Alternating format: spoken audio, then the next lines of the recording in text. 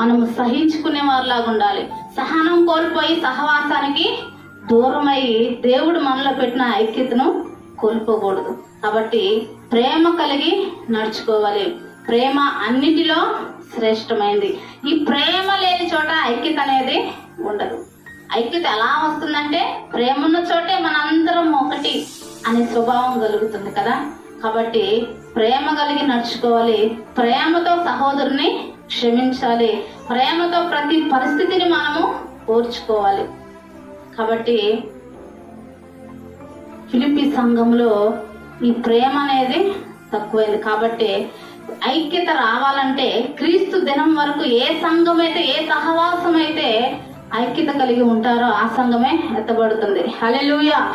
ఎవరైతే ఐక్యత కలిగి ఉంటారో వాళ్ళే ఎత్తబడే గుంపులో ఉంటారు. క్రీస్తు సార్వత్రిక సంఘ సభ్యులుగా ఉంటారు. కాబట్టి మనం ఏం చేయాలి? ఐక్యత మనలో రావాలంటే అనైక్యత అనేది సాతాను నుంచి వస్తుంది. దేవుడు మనలో ఐక్యత పెట్టాడు. కాబట్టి అందరికీ తండ్రి ఒక్కడే. కాబట్టి అందరం వెళ్ళేది నిత్య జీవానికే. కాబట్టి మనలో ఐక్యత కలిగి ఉండాలి.